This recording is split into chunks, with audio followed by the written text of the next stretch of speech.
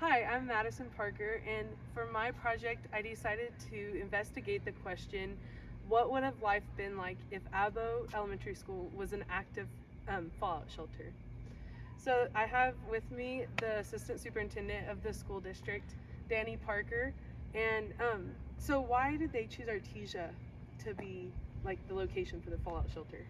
Well, when Abo was built, it was built back in 1962, and it was strategically located because of the likelihood during the Cold War that they could bomb some targets around Artesia. We have the Navajo refinery here, and it was tasked with developing jet fuel for our airplanes and for other military needs. And also Walker Air Force Base was in Roswell, and the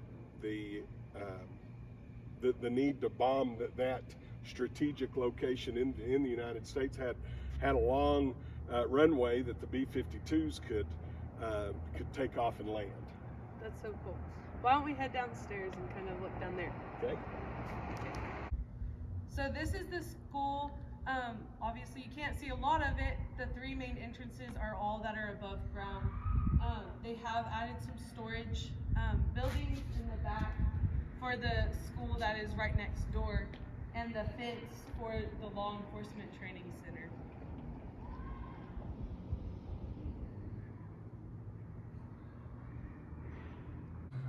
So there are two main entrances in this main entrance. This would be the normal school day entrance when they would go downstairs.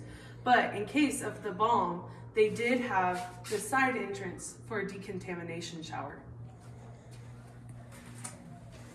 In case of a bomb hit Artesia and there was people outside trying to get down in, they would have to go through the decontamination showers. So it'd be a process that you'd have to open the first door and then open this big steel door that's like an inch thick, maybe half an inch.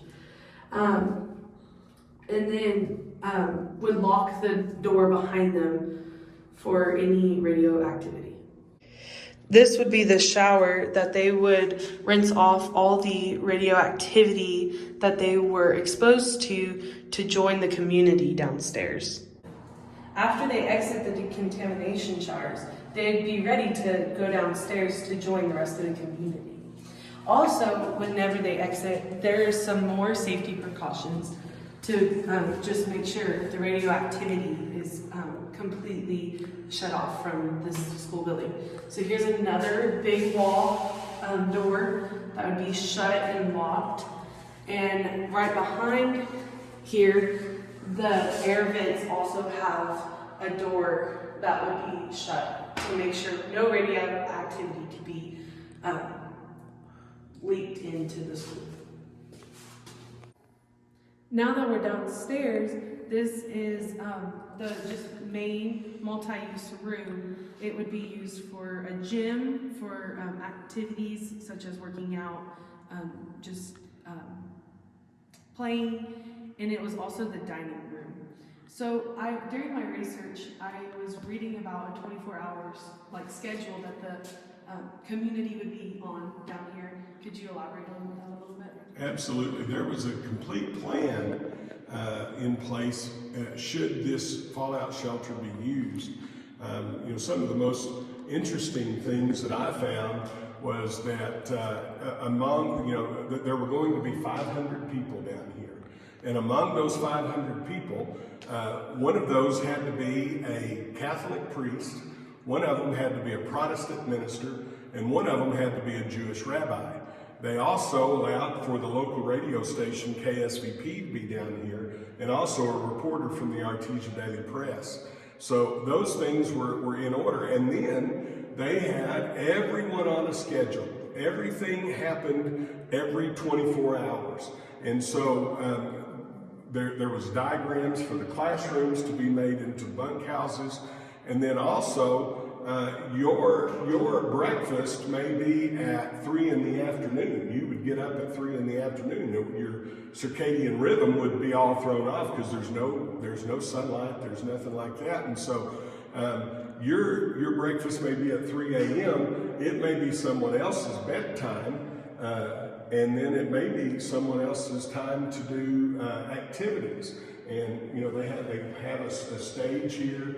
They have some other things for where they could put on their own entertainment, and every part of life was down here in the fallout shelter. So if the school had to be used as a fallout shelter because a bomb hit Artesia, most likely electricity would be lost in the town. So they placed a diesel generator engine down here from a Caterpillar to generate electricity for the school. They also have a huge diesel fuel container that would feed the fuel down to the generator.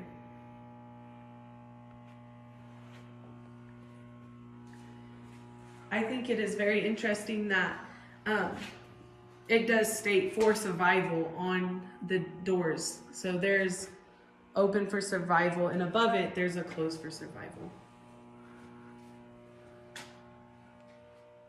So right down from the multi-purpose room that we were right in, the classrooms along the hallway are normal classrooms since this was a school used.